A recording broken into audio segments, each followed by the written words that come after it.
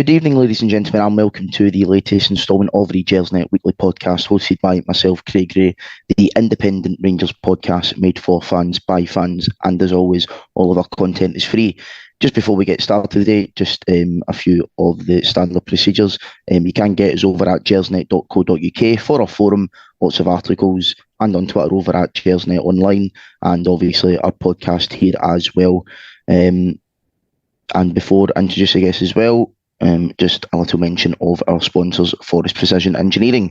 They are a subcontract Glasgow-based engineering company who have been a big commercial supporter of Rangers for many years, and we're honoured that they're backing our podcast. You can get them over at forrestprecisioneng.com, and you can also visit the Forrest Precision Executive Lounge, which is a stunning new hospitality area within the historic main stand.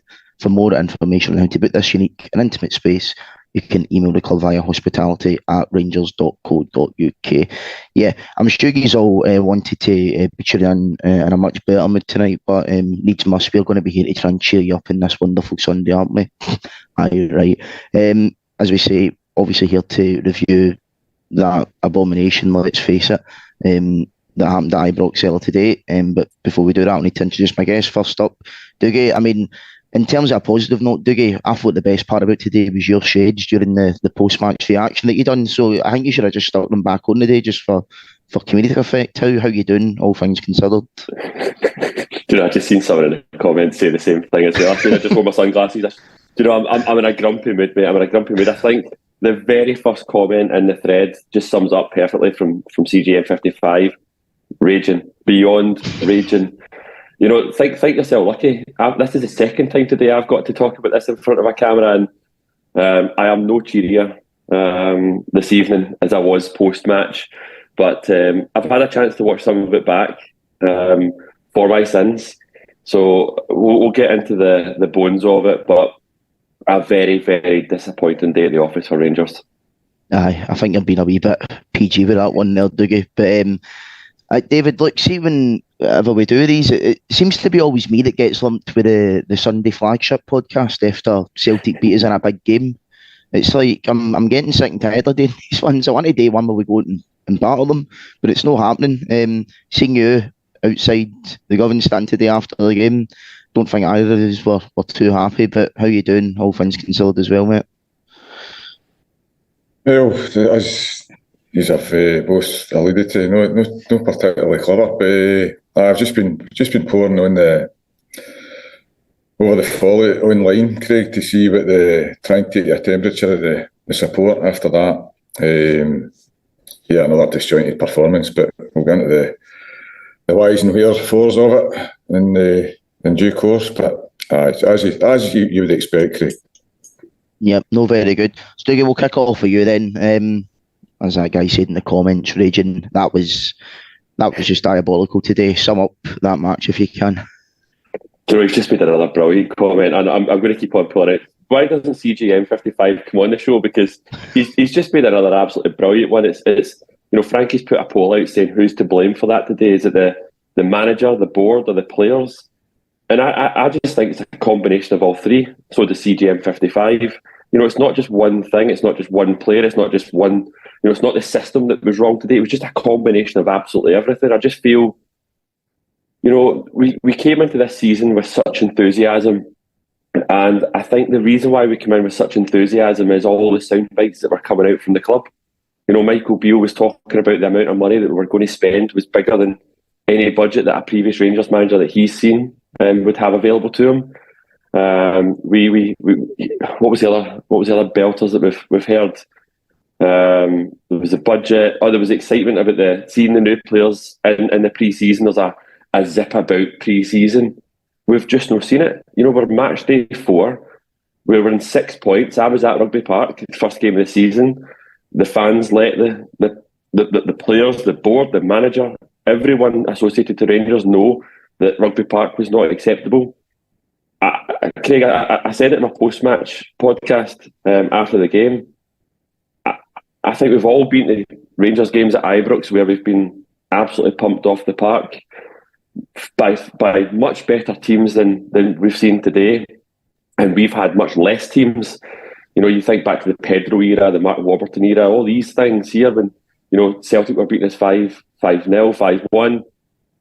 That atmosphere at full time today summed it up absolutely perfectly for me. It was toxic. There was the boos.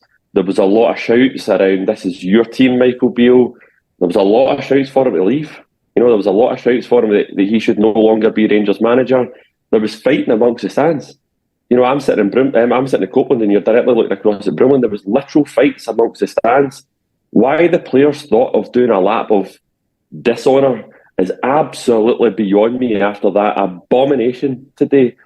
I done the post-match pod, and in the car I was getting up the road with my dad and my brother, and we were talking about who comes out with pass marks. Did anybody come out with pass marks today? I don't think it's just the players that are to blame. The system that the manager played today.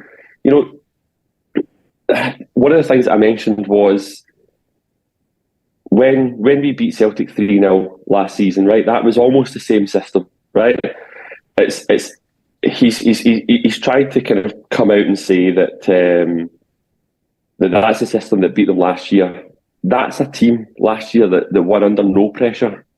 I listened to Big Alex podcast as well after the game, and he sums up brilliantly as well. This is a team that when the going gets tough, they don't win. And that's the criticism labelled at Michael Beale. He has not won a big must-win game yet, and that's just the biggest frustration for me right now. That and the fact that right now, everyone's calling for his head, right? What do? There's no natural successor to Michael Beale. There's no director of football in place to identify a natural successor. The players that we have brought in have been brought in for Michael Beale's system. The system is a 4-4-2 diamond, and he played a 4-3-3 today. When I seen the team sheet, I instantly wondered what we were doing in the middle of the park, because I worried that we were going to go overrun in the middle of the park, and it transpired that was the case. He went for it with the three up front, but I'm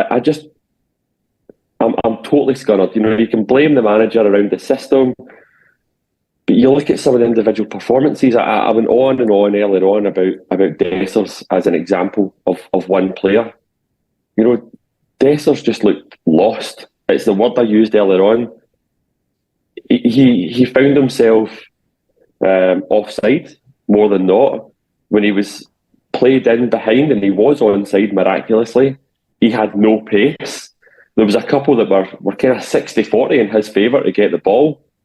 And his lack of pace doesn't help. But when he has the opportunity to put something into it, it's half-hearted. It really was. It came across very cowardly. And we had a bit of banter before the game on the WhatsApp chat around what we would do for a guy like a Richard Gough or a Barry Ferguson. That's what we're lacking right now. I didn't see any leadership on that park today. And I didn't see any leadership off it either. Yeah, you've summed it up pretty well there, Dougie. I mean, the thing is with these players, right? I actually, in terms of apportioning blame, for me, I would say it's maybe 70% manager, 30% players, because I genuinely don't think that we have went out this summer and signed bad players, because you look at it maybe under Warburton or under Pedro, we're going out and signing duds on free transfers, a couple $100,000 or whatever. These are players that have been brought in for big money. Lammers and Dessers cost about £8 million between them. We've got players there like Carmel, like Raskin. This is a decent group of players. These aren't bad players. I just think Michael Beale has not got a clue how to play them, and that's the most concerning part, because he's the one that signed them to suit a specific system, whatever that system's supposed to be. By the way, I've not got a clue. Can anyone try and tell me what Michael Beale's system is? Like the one that gets me, right, is we went and spent. Now, Michael Beale sat at the press conference and he said some of the figures that are being quoted for the players that have been brought in are massively inflated, right? But let's say if it's inflated by £1 million, because that would be a massive inflation. Let's say we paid £5 million for Danilo. You still had a £5 million striker sitting on the bench. 100%. Where does he expect to bring in Danilo? Where does he fit into this system? Meanwhile, I thought John Souttar was poor today. I'll be honest, I thought he was poor at Eindhoven as well. He's a player that I think John Souttar gets a lot of credit because we brought him in for free. He's a Scotsman. He came from Hearts. He's got heart. He loves a challenge. I think John Souttar, positionally, certainly for the Celtic goal today, and take nothing away from the finish, but he's playing Kyogo on. It's him that's not kept the line. Some of that money that you've went and splashed on Danilo, it's no good in the bench. You know, I remember Stuart Weir making an absolutely brilliant comment when one of the guys said in the WhatsApp once that the bench looked very strong. I don't remember a bench winning you games. It's your starting 11. And we've went and splashed that money when everybody and their granny could see that we needed a left centre-back. There's an argument about left-back. There's been a lot of argument around, you know, Borna not being a number one left-back. I think today proved that he's a number one left-back. But my point, without rambling far too much, because I did that in the post-match reaction video earlier on, is you've got a limited budget available to you. We invested all that budget on our front line. The two questions I raise is, why buy Danilo when he's going to sit on the bench? Why not invest in a starting centre-back?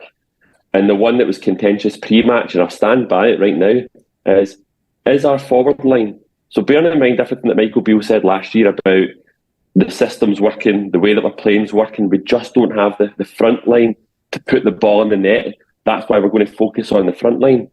Is our front line much better than what it was last year? Absolutely not.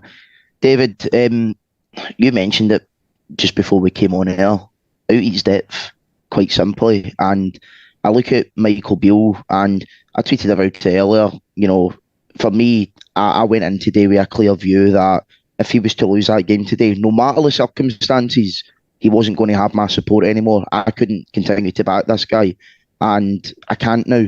I've had my reservations about more so the last few weeks, but for me, it's just constant excuses that come out by, you know, not just him, but fans as well. It's like, for some reason, people seem to think that Michael Beale's been in this job since the start of the summer.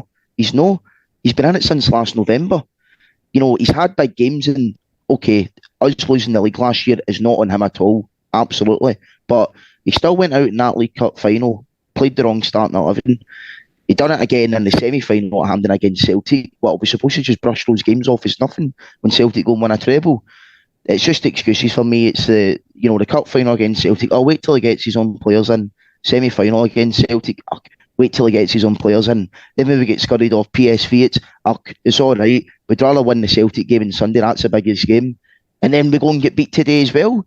It's like, I think now, one thing that I'm actually, I'll say pleased, but a bit of a silver lining is it seems now that, you know, the vast majority, and I'm talking 90+% of our fans, are basically just saying that, you know, his time's up now. And for me, that's kind of the only positive, because that's one thing that I was a wee bit scared of. A lot of people still maybe trying to excuse it time and time again, but I think now people are just beginning to realise that this guy is, like you said, David, just completely out of his depth.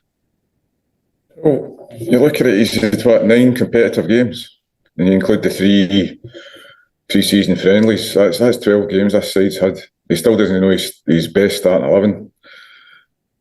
The starting 11 that went out today, I mean, how many his summer signings were included in that? I think he's mentioned there at the top of the show who get past marks. I would say Jack Butland get past marks. That was the only player on the Rangers side that would possibly get past marks. Without regurgitating what Dougie said, it's, you know, there isn't any inkling of what he's doing. He seems to overcomplicate tactics. He seems to ask players to do jobs that they're patently incapable of doing. And that all kind of feeds into the feeling that, you know, as games go by, you're seriously questioning whether the guy's cut out for the job. So I see him as a dead man walking, as I said before we came on air. Would I sack him right now, which the vast majority of the guys around me were saying he needs to go. Did I necessarily subscribe to that? I wouldn't sack him just now, because 4 points isn't insurmountable in the league, but it's a case of how long do you give him before that gap does become insurmountable. I rewind back 12 months, Craig, and I think back to in the aftermath of the game at Parkhead, and then subsequent to that, the game in Amsterdam, and you know, we all had an inkling that, maybe Gio wasn't there for the long term, and all we were doing was just procrastinating and delaying the inevitable. So I think Michael, at this juncture, his tenure very much falls into that bracket. Are the board going to be ruthless? That's the big $64,000 question, mate. Only time will tell. But the international break now, so there might be a lot going on behind the scenes as we are currently talking. So we'll find out in due course, mate. Well, put it this way: the last two managers left during an international break, so you never know. But in all seriousness, I don't think anything will happen. I think he'll plod along for the next wee while. I think when you look at it, you look at the next set of fixtures, there's no game in there where you think, it's kind of like a Celtic game or whatever, where it's like a game that if he won that would maybe get the fans back on side.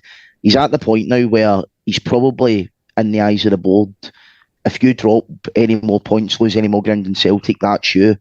See, when you get to that point with somebody, you're as well just cutting your losses at that point, because you're right, David, 4 points at this stage of the season, it's not insurmountable. However, in my opinion, it's insurmountable under Michael Beale, because how long before that 4 points turns into 6 points to 8 points to 11 points? And the worst part about this all is that Celtic team are absolutely rubbish. And this isn't me coming across as, bitter or whatever. They are. The fans say that. The way that the fans have, approached this season under Brendan Rodgers, most of them didn't want him to come back. Celtic were in, okay, they just won a treble. They were in a position of strength, but there wasn't a good feeling around the club. And Colin hit the nail on the head after the Kilmarnock game a few weeks ago, where he went, we had a chance to put them under immediate pressure in that game. And we've seen what happened when they get beat at Kilmarnock. We've seen the way the fans reacted. We've seen how they reacted after the drop points with St Johnstone. So we all know that how, bad Rangers fans have, reacted today, and fair enough. But if we went and won that game today, maybe won it comfortably, can you imagine the eruptions that would have happened under the Celtic fans? There's every chance that if we won that game today, Brendan Rodgers would be in the exact same position as Michael Beale. And we have just switched that narrative 180. And it's just something that, for me, it's unforgivable. And it's something that I don't know if Michael Beale understands it. It's like you've got a chance there to go into an opponent to basically give them a knockout blow. And not only does he fail, he fails miserably at it. And it's just, you're just absolutely coming at you're thinking you're speechless at times, because, as I say, you've got an opportunity there and they would have had a complete and utter meltdown, but it's for 20 and it's us that's doing it. You see the way they reacted when they won, when the final whistle went, they knew they'd get a dodge. But having said that, if Kyogo was top class, he would have had a hat-trick. He would have scored, certainly 2 goals, and Rangers would have been far worse off. It's difficult to see where they go for here. I mean, he's got a job on. I seriously question whether the board have got the appetite for it. I mean, curiously, obviously the Europa League package uptake is due to kick in tomorrow for the season ticket holders that are on the CCS. So it may well be, for a sizable number of fans decide not to buy the package, even allowing for the fact that the way the payment structure this season, that they'll be taken in instalments, it may well be that they look at that and they may well be forced to act. I'm not saying that necessarily be the case, but you never know. Stranger things have happened, and there's just the whole thing just looks disjointed. I don't think the team looks fit. I don't know what you lads think about how the sharpness that they look, or that they seem to not have. It's apparent to me, and then you're some of the tactical formations and what he, I would imagine, purports to see is fluidity amongst using modern parlance and transition and all that. It's just it looks as though players don't know what they're doing. There's still an over-reliance on a guy that's the wrong side of 30 driving the team forward, in James Tavernier. You've got a guy like Cyril Dessers who looks as if he's just come introduced to a ball. He's patently unfit. Look at Connor Goldson, patently unfit. Look at Todd Cantwell getting moved from one position to the other, game on game, doesn't have any continuity, know what his job is. People are asking for us in a similar bracket, and then you get to the stage where you've got a guy who's purportedly cost her £6 million on a 5-year contract. Can he make the team? Then you're wondering what's going on. I seriously question. I looked on at the game on Wednesday night, and I was just the same thing kept coming back into my mind. It's like, what have they been doing in training all summer? I know, and that's one of the worst things as well. You can't excuse it because of the fees that have been spent on these players. David mentioned the Europa League package, and we get an email about an hour after the game finished telling us about the 40 quid that's coming out your bank account in like 2 days' time for the Betis game. No doubt they'll be calling that a glamour tie because Isco now plays for them. It's like, read the room, man. Come on. It's like, and I understand. Like, I don't want to be like too like sweat the small stuff and all that, right? But I know obviously the way that these mass emails work. Somebody had obviously that had been planned to be sent out to at that specific time anyway, automatically. It's not as if somebody just like pushed a button and went, "Oh, I'm going to wind everybody up." But come on, it's like the draw was made on Friday. The fixtures were announced on the Saturday morning. It's like you knew going into the game that if we lost that today, the manager would have been under pressure. So kind of maybe read the room a wee bit and maybe don't send it out until Monday. Like, just ridiculous. And it's just another example of, like, it seems like arrogance. And Dougie, I'm going to come into this sort of next point about what I perceive to be arrogance, and that is in both the manager and the captain. And we mentioned it before we came on in terms of their demeanours at press conferences and whatnot. Obviously, you were there today. I've been to a fair few with Michael Beale. It pains me to say it, right? But I'm now genuinely, see when it's like the day or two before a game, it's like Michael Beale press conference, I'm not watching it anymore because I genuinely just can't be bothered, because you know exactly what he's going to say. You know all the buzzwords that he's going to have. It's just the same stuff every time. And it's like, the guy just seems devoid of showing passion. And I don't doubt that he is passionate, but, you know, it's like, sure, I mean, that game today, after that, you'd be raging. Like you mentioned Steven Gerrard, he'd be absolutely apoplectic. Now, Gio, you know, a lot of people slagged him for the way that he conducted himself in press conferences, but I can tell you something, he was certainly, he was passionate at times when he had to be passionate. I can remember the times we've been scurried at Celtic Park and he's absolutely raging at, you know, individual players for not doing their job. You don't see Michael Beale doing that. And he kind of seemed to lay the blame on the players today a wee bit in his press conference with the whole, like, you know, it's up to them to go out and do a job and stuff like that. And I'm kind of like, well, it's up to you to set the team up properly. And you seem completely incapable of doing that. So you've obviously got him doing that. Then you've got James Tavernier as well. And, I mean, I'm actually starting to feel a wee bit sorry for the guy now, because every time we lose a big game, it's always him that gets put up in front of the media, because if he doesn't, he's going to be lambasted by the fans as if to say, well, if he's a captain, he should be coming out and facing the media. But again, it's like Beale, he says the same stuff time and time again. James Tavernier's "I'm disappointed" is Unai Emery's "good evening," right? He says it all the time. And it's like, you know he's going to say it. And it's just like, in the one earlier when, I can't remember who asked him about his performances, do you think your performances have been good this season? One word answer, yeah. Move on to the next question. That sort of arrogance is something that I don't like to see. And I asked Michael Beale a question after the Levy game. I just said to him, what do you make of James Tavernier's performances this season so far? Turned around very blunt. Yeah, not a problem with Tav's performances whatsoever. He's been fine, no problem. Move on. And it's like, it seems that you cannot question this guy's ability or his captaincy, because people aren't even questioning his captaincy to the manager, to be fair. They're only asking about his performances here. And the answers that you're getting back are one-worded. They seem very arrogant. And it's just, for me, it's not the right demeanour for either a Rangers manager or a Rangers captain to have.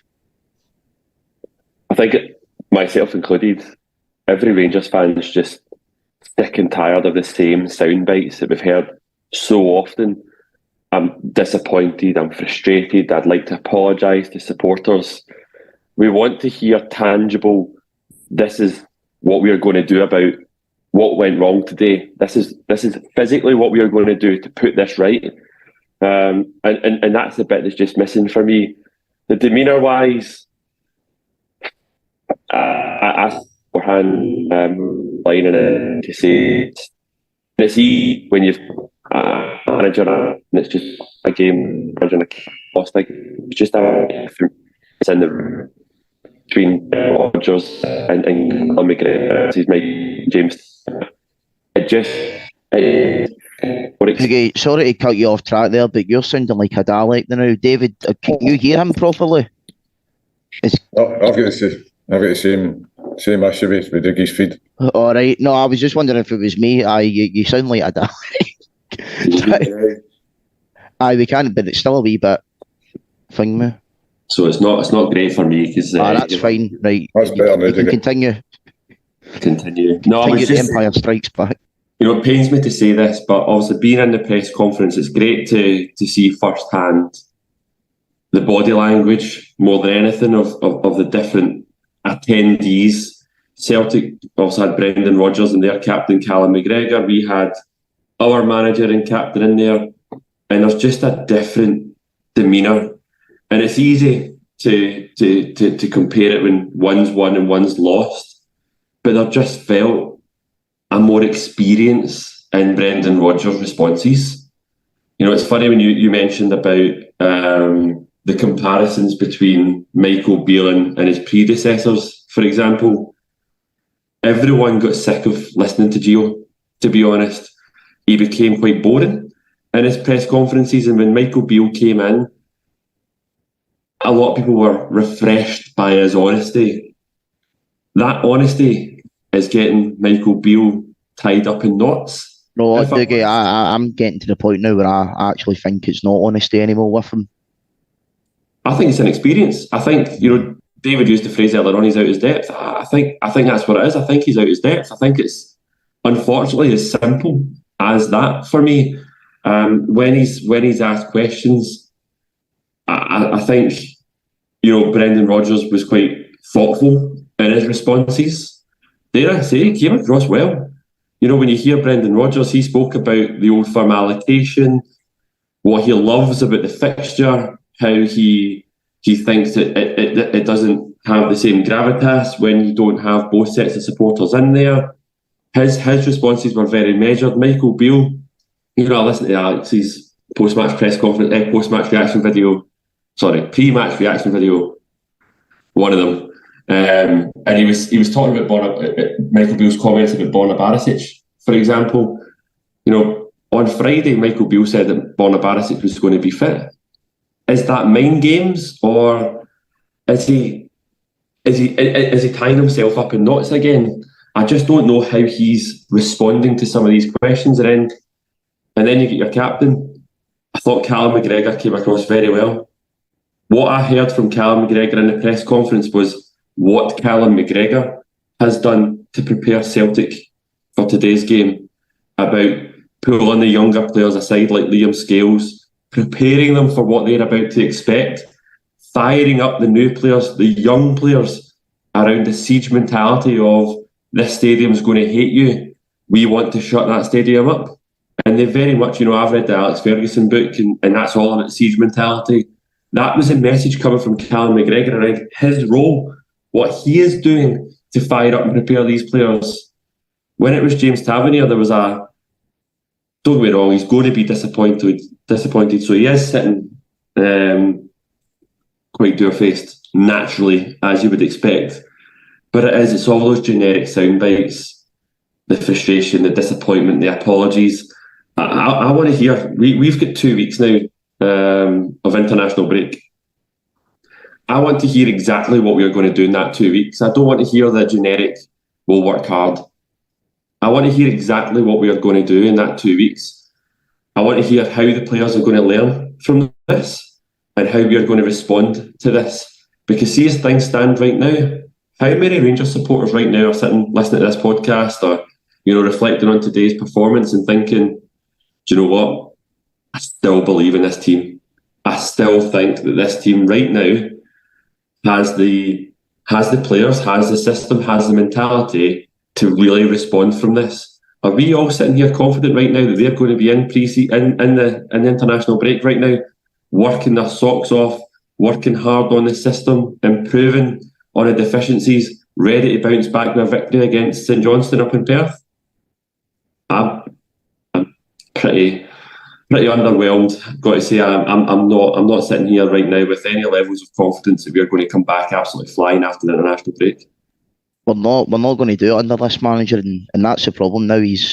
David, you said earlier, dead man walking. Bill's now at the point of no return, as far as I'm concerned. For me personally, he can't win me back. He can't do it. And I'd like to think of myself quite a positive person in terms of I like to back managers right up until the bitter end. And even when they're getting sacked, I still kind of go, oh, maybe the players could have done a wee bit better. I always try and excuse them because I understand how difficult it must be to be a manager, especially at Rangers. But there comes a point where you just need to realise, like, this isn't working. Like, Tavernier, I've never really questioned Tavernier's captaincy before because I kind of felt in the past that people that were doing it were maybe just jumping on a bandwagon and whatnot. But for whatever reason this summer, and along with Bill, I've kind of changed my dynamics a wee bit in terms of questioning it a bit more. And look, it was like he got slated after the Kilmarnock game, Tavernier. He's getting slated after this game today. Let's be honest, right? It wasn't Tav's fault that we could beat the day on his own. It wasn't his fault that we could beat Kilmarnock. But at the end of the day, you are the captain of Rangers, right? Regardless of whether it's your individual personal fault or no, you're still going to get blamed for these things, and you've just got to take it. You've just got to accept it. That's it in a nutshell. Now, James Tavernier has been Rangers captain officially for the last 22. This is his 6th season. He's won 2 trophies, got us to a Europa League final. It gets to a point where James Tavernier has done a lot for us, and I'm not sitting here saying that he should be sold, because I still think he can play an important part in the team, but you kind of need to look at going, well, look at the common denominator here. He's been here for 6 years, he's been captain for 6 years, and we've won pretty much nothing. Like, whether that's his personal fault or not, that's a different thing, but you need to look at the common denominators here. You need to start looking within sometimes and thinking, well, do you know what, maybe it's time to have a wee change here. Craig, on the subject of trophies, I think the patience is wearing thin amongst the Rangers support now. There's no patience left. There's none whatsoever. One of the key reasons for that, though, is because Celtic are fast approaching our trophy haul. A trophy haul that every single Rangers supporter is proud that we have, whether it be our league titles or our overall trophy count. I think we're sitting right now that Celtic are 2 leagues behind us and 1 trophy overall behind us. And you look at the trophies that we've got available to us, the competitions we've got available to us. Celtic are out of the League Cup. The League Cup is a must-win trophy for Michael Beale and for this Rangers Football Club. But that cannot be the only trophy that we win this season. If we win the League Cup and only the League Cup this season, that's a failure. 100%. But let's hope that Michael Beale isn't in charge by the time we hopefully get to Hampden later on in the year. But David, obviously a wee bit on the actual game itself, because we've not really discussed the game. I've just discussed everything else. I mean, look, we actually started quite bright. Obviously, Dessers gets in, he plays a good ball to Matondo. He is miles offside. We obviously need to talk about this VAR decision now. I'm in the top left of the Govan rear. When Dessers made that challenge, he goes in. Roof, I thought, done really well to finish it, because I thought Dessers actually overran it a wee bit. But Roof done well to find the net.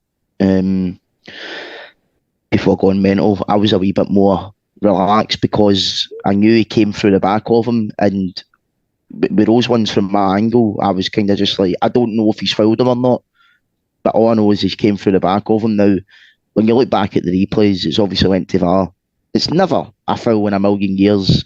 Lager Bielka is actually the one that hits Roof, and it actually kind of reminded me of the Dortmund game a couple of years ago where Ryan Kent scored when Morelos came in on the back of Emre Can, I think it was, won the ball, and then the goal wasn't substantially given because of a foul. And it seems actually, now I've not actually watched the VAR element of this back in terms of what the referee looked at, but during that Dortmund game, we were given a different angle on the telly as to what the referee was given in the VAR monitor. And it's quite possible that happened again today. So I do support VAR. I think it is good. But why is the referee being subject to different images than what fans are at home? To me, it doesn't make any sense. And one thing that really wound me up as well is that it was a quick decision from Don Robertson. He went over at the monitor, had one look at it, with about 7 Celtic players surrounding him, as you do. And then he gives that decision. Now, we're no Celtic fans here, so we're not going to blame a VAR decision on the fact that we get beat today. It's obviously we're the reason that we get beat today, but, you know, in these moments, you need decisions like that to go for you. And ironically, since VAR's came into the Old Firm, there's been 2 decisions. Both of them have went against Rangers. The Morelos one in March and this one today. And both of them were stonewall goals. Yeah, well, it's just the same old, same old. I mean, I didn't think it was a foul in real time at the game. So, like you, I've not watched it back. I couldn't be bothered watching it back. So whether that's a curated, angle that Don Robertson's getting in order to come to a conclusion, I don't know. So, I mean, it's pointless. But I digress slightly here. I might go back to James Tavernier's, what you were asking me before. I think a lot of things that would help James Tavernier's case in terms of respect for Rangers support, or increased respect for Rangers support, as he's been here long enough now to know that when you've been embarrassed in Eindhoven, you don't do laps on and clap the fans. You know, somebody should have the wherewithal within that team of people at the touchline and the players on the park to get players off the park sharpish. You know, it's all very well you can clap the fans, but just get off the field quickly. To get back to the SFA handbook and it's like, as you said, Craig, you know, we were the issue the day. The manager, the players, questionable signings, whether they're getting up to speed for such a big week, a defining week in the season, even this early into it. And yet again, we've come up short. But, you look at the goals we lost, we keep losing the same types of goals. It's the same personnel that are shutting the goals. And it's not just a thing that's been happening for 6 months, a season here, a season there. It's been happening for 5 years. So you mentioned common denominators. There's got to be some hard questions asked. And I would say they need to be asked in the boardroom, certainly before the dressing room. David, I think, Craig, just a quick point, right, because I think that's what makes Rangers fans brilliant, right? Is we always look at ourselves. We look internally as to what went wrong, and I think everyone knows that the performance today wasn't good enough. But officials change games, and whilst you've kind of spoken about the decision in your eyes being wrong when you see it in real time, there's a number of decisions that the referees and the officials got wrong today. And dare I say, if those were given in our favour, the outcome would have been different. You look at that offside, the roof goal. It's as you said, Craig, reminiscent of the Dortmund game. For me, Dessers has got in ahead of Lagerbielke and Lagerbielke's taken him out. But CGM 55 with another belter of a comment, though, which I completely agree with, is VAR is in there to overrule where it's not clear and obvious. It should be giving the referee something that's very clear to overrule. I'm sorry, even if he thinks that Dessers has given him a wee nudge, that's not a clear decision. That's not something that's clear that should overrule the decision made by the referee who's sitting looking at it in real time. But as I said, it's not the only decision. Fast forward to the second half, Maeda barges into Cantwell in the penalty box. Now, I'm shouting for a penalty. You watch it back, it's fairly soft, but Maeda gets away with murder every single game against us. Maeda's looking at Cantwell the whole time. He is not concentrating on the ball. If the foul from Dessers on Lagerbielke is enough to warrant chopping off a goal, the Maeda challenge on Cantwell should be a penalty then, by the exact same logic. But another thing that was apparently brought in was referees and officials were looking for pulls in the box. Every single time we had a corner, the Celtic players were grabbing us and dragging us to the floor. There was one in particular where Connor Goldson was literally wrestled to the ground. But the thing is, nobody's shouting for it. You know, the fans are shouting for it, right? But where's the noise coming from the players and the management? You know, see when Cantwell goes down, Cantwell's getting treatment. The Rangers players all retreat into their own half. Where's the Rangers players in at the referee's ear, biting his ear off, grabbing the ball, putting it in the penalty spot and demanding that decision goes in our favour? And that's the point I made earlier on about leaders and winners. You know, we spoke about Richard Gough, Barry Ferguson. Can you imagine you had a Richard Gough and a Barry Ferguson on that pitch today when those kind of decisions are just constantly going against you? They'd be in at the referee's ear the whole game, putting him under the pressure that made him know that he's making bad decisions. We just seem to let them away with it because we're nice. We're such a nice team. We're full of too many nice guys. We need to be more ruthless. If we want to win trophies, we need to start being more ruthless. And I just didn't see it today. I didn't see it from the system. I didn't see it from the players. I didn't see it from the manager. I didn't see a team that would win at all costs. You know, Michael Beale said in his post-match press conference eventually that it's the result that matters. It's not the performance, it's the result that matters. I see nothing today from a team that was desperate for us to win that game. I mean, obviously you're right and he's right about the result, but it's the performances as well. It's like people have made, for whatever wacky reason, comparisons to Ange Postecoglou a couple of years ago. You know, because like I've said, for some reason people seem to think that Michael Beale got the job in July. But, you know, Postecoglou lost his first Old Firm game at Ibrox, but, you know, whenever I went and battled Celtic put in a decent performance. You could see what Postecoglou was trying to do. If we went out there today with a new team and stuff like that, and for the first 9 games of a season anyway, if we had the same results, right, but we had a clear style, a clear identity, yes, I would be apoplectic and raging because the points total and been knocked out the Champions League and all that, right? But at least you would be able to see what the manager was trying to do, and you could kind of cling on to that as your sort of last part of hope. But you can't do that because you look at it and, like I say, I'm just confused. I don't know what he's trying to do.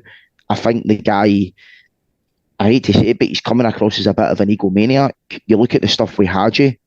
Hadji comes out and speaks up against him, and within a week he's gone.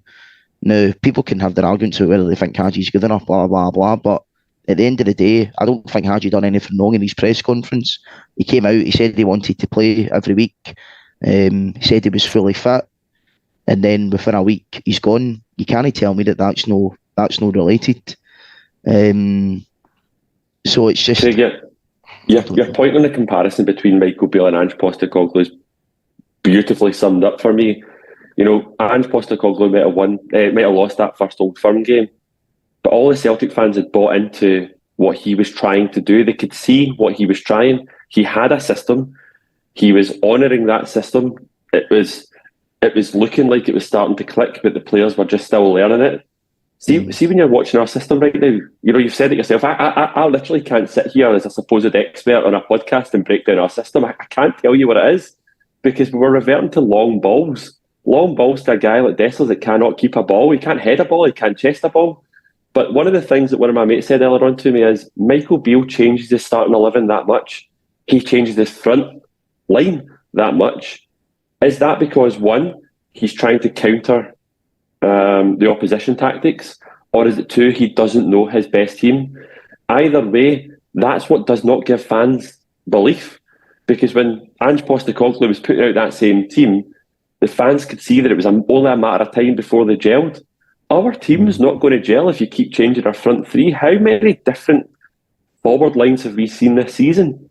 And, you know, I seen a comment after the game, and it's a little bit harsh on Matondo, right, because Matondo has been good right now, right? But the comment is it that we've lowered our expectations this season so much so that we're looking at Rabbi Matondo as this rejuvenated saviour?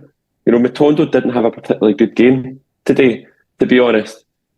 I wouldn't have subbed him, and I think the fans made it very clear when the subs were announced that they wouldn't have subbed him. There was somebody on that pitch that should have been subbed a long time before them. Well, this is another thing, David, like the subs. I knew crying out for changes at half time today, crying out for changes at half time on Wednesday, and you know that he's not going to do it. Michael Beale seems to stick with the same players, the same system, until it gets to a point where it's not even that he realises that it's not working, it's when they're probably just ran out of steam and ran out of energy, where he goes, right, okay, we'll just swap it. And who'd they be blamed for doing that a lot during his Rangers tenure? Mark Warburton. It was a classic Mark Warburton today, 60 minutes, bring on Jason Holt, Zalalem, and Harry Forrest or whoever, right? But it was obviously the day it was bring on Lammers and Danilo and stuff like that. And even when he does make that first change, you go, all right, he's making a change, fair enough.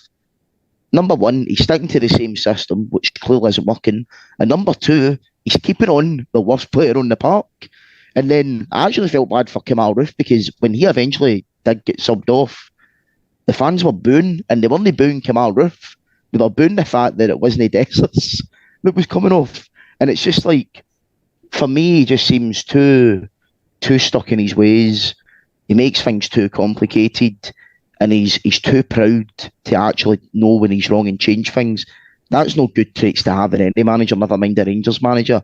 Guys in the past, Dick Advocat hooking Fernando Nixon after 15 minutes at Parkhead, the 6-2 game. He just realises he's no doing it. Just get him off. Do you know what I mean? You don't need to overcomplicate things. I just don't understand why he just continues to persist, with these same players for so long without making a change. And then when he does eventually make the changes, it's too late, and you're then chasing a draw instead of going for a win. Oh, it's just the coaching manual 101 stuff, isn't it? You look at it, like most things in life, it's complex and multi-layered, and you need to get through the whys and wherefores of it. He's obviously got a philosophy, he wants to stick to it, he's trying to inculcate it into his players. That's all well and good. As you're saying quite rightly, it's not working. What does he do? He wouldn't be the first manager, and he wouldn't be, strangely enough, there have been more quoted managers adhered to changes at 60, 63 minutes. Walter Smith been one of them, his second tenure. You mentioned Dick Advocat. I can remember Dick Advocat subbing Craig Moore early on in his tenure before he flogged him to Crystal Palace, which I'd question how productive or counterproductive that type of mentality is in terms of deflating a player's confidence. I'm no suggesting for a second that Michael Beale do things like that, but he's got to be more proactive. But I come back to a point I alluded to earlier on. You look at Cifuentes. One of his signings that he made, he's made noises about his qualities and his press conferences. So I'm led to believe. I don't watch his press conferences. I've not watched his press conferences since a couple after he was unveiled back in November last year. The fact that Tom Lawrence, a guy that's been out for as long as he has, comes onto the pitch ahead of Cifuentes speaks volumes. And as you've alluded to, the system and the kind of the transitions and players doing different jobs. He's overcomplicating things. The players are incapable of, meeting the demands that he seems to be placing on them in terms of this kind of, fluidity of tactic, for want of a better phrase. And it's just, he needs to get back to basics. If he's got any notions of self-preservation in terms of longevity in this Rangers job, he'll get back to basics in the next game against St Johnstone at McDermott Park. But whether he makes it that far is, up for debate. It's the whole thing. Dujon Sterling acquitted himself quite well, playing out of position, but then a guy who we've been led to believe has been struggling with fitness, comes on, a left-sided player. Whether he was only fit for a quarter of an hour or not, this comes on Ridvan Yilmaz, who divides opinion amongst the support. A lot of fans would have quite gladly seen the back him when the transfer window closed the other night. He's going to need to get back to basics. He's going to need to settle on a starting 11. He's going to need to try and simplify these messages to the players and give them a chance. But you look at stuff like John Souttar's carrying the ball out of defence the day. He did the same thing in Eindhoven the other night, he got caught in the ball. Same thing happened again, caught in the ball. You know, Celtic didn't take advantage on that occasion, but that's down to the manager. That's the type of stuff that should be eradicated if players play. But, you know, we've mentioned guys like Tavernier. He's an obvious target because he's defensive limitations. We look at Connor Goldson. Connor's not had a pre-season. He's come back for a serious injury. Clearly doesn't look fit. His confidence doesn't look all that it should be. You can understand that given his culpability in the shot and own goal the other night. I just think that if Michael's got any sense, he'll get back to the basics and he'll keep it simple. But I've got a funny feeling that he's no built that way, Craig. Yep, I can't disagree with you on that one. Dougie, lastly, just wanted to talk about the recruitment. We touched on it earlier, but I think up front's a real concern. And I know, I mean, it's bad. You know, you're a bad team when you can't defend and you can't attack, right? You know, you're a bad team. But, you know, people, rightly or wrongly, you know, would have slagged Stakala, slagged Cholak. At the end of the day, they were two guys that got you numbers, that got you goals. We've sold them for a combined 5 to 6 million, maybe. And we've spent 8 million quid on Lammers and Dessers. Now, Lammers and Dessers were guys that Michael Beale has mentioned in the past as being players that he's looked at in his time before at Rangers and thought, oh, I'd like them, but we maybe couldn't quite afford them. First of all, I don't understand this whole thing of going in for a player because you liked him back in like 2018. That's crazy if that's how you're recruiting players, in my opinion, because you need to be recruiting them based on what they've done recently. And we know, looking at Lammers and Dessers at their last clubs, they've done nothing. You can blame it on a number of factors, but that's just the facts of the matter. They didn't do anything. And at the end of the day, we've spent 2 million net on these two guys to replace Cholak and Sakala pretty much. But I suppose Lammers is more of a Tillman replacement, but, you know, we don't want to dwell on that too much. But, you know, 6 million quid brought in, 8 million quid going out, 2 million quid to basically get less goals and less goal contributions. You don't need to be Carol Vorderman to work out that that's a pretty bad deal that we're getting. Let's start with positive. I think we signed a good goalie. Aye, well, I suppose one out of 9 isn't bad. Well, that's where I was going with this one, Craig. I think our goalie looks good. I'd argue the other 8 at this moment in time don't improve our starting 11. At a time when you knew you were losing your entire front three, and you knew already we needed a centre back, potentially a left back, and a centre mid. So to be sitting here right now, and you know, there's so many criticisms I've got right now. You mentioned the net £2 million. You know, it's hugely coincidental when the season ticket books were up for renewal. We were told that this was going to be the biggest transfer budget that the manager would see. 2 million net isn't the biggest transfer budget that a manager's going to see, and it's not the board backing Michael Beale. You know, I hate to compare this to Celtic. I've done it in a previous pod, and I sometimes hate doing it. But Celtic are off the back of winning a treble, right? We were promised this big, massive squad overhaul. You know, there's only 3, is it 3 or 4? I think maybe 4. There's only 4 teams in the Scottish Premiership that have signed less players than Rangers. And that includes Celtic. Celtic, having won a treble, signed 10 players. Now, we gross spent about £12-13 million on players. Granted, they've got the Jota money, but they've spent 25 million on 10 players. And Celtic fans are talking about them being weaker because they don't have somebody of Jota's quality in their starting 11. But that's what we're contending with. We're contending with Celtic. You know, they were also very lucky to bring in the money for Jota. I just look at it and I think we've been sold a dud here in terms of all the noises coming out from the club. If we really, really wanted to compete with Celtic, we needed to spend money.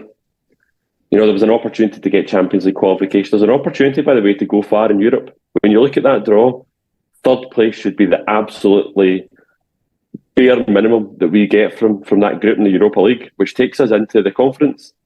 Post-Christmas, European football is definitely achievable. These things all bring you in money. And I just look at it and I think, this was our opportunity to go for the jugular this year. Celtic are going through a transformation themselves, new manager coming in, slow start for Brendan Rodgers until today. If we started fast and if we strengthened and we started fast, it puts them in the back foot. If we go far in Europe, it brings in more money. I just think we have gone for the safe option. I think Michael Beale was a safe option because he was a man that some of the board members knew. I think allowing Michael Beale to sign his own players, you mentioned, picking out guys that were on our list several years ago. That seems to be our transfer strategy right now. There's good players to be had around the world. I sat and watched the Häcken Aberdeen game, and the boy Sadiq tore Aberdeen apart. And he signed for AZ Alkmaar for €4 million. These boys exist. We just need a proper scouting system, a proper recruitment team. And unfortunately, I look at it right now and I think we don't have a director of football in place. I think I might have mentioned it already in the pod in one of my rants. We're allowing Michael Beale to pick his players. So when we're talking about replacing Michael Beale, somebody has to come in and work with the guys that he has identified for the system that he is playing.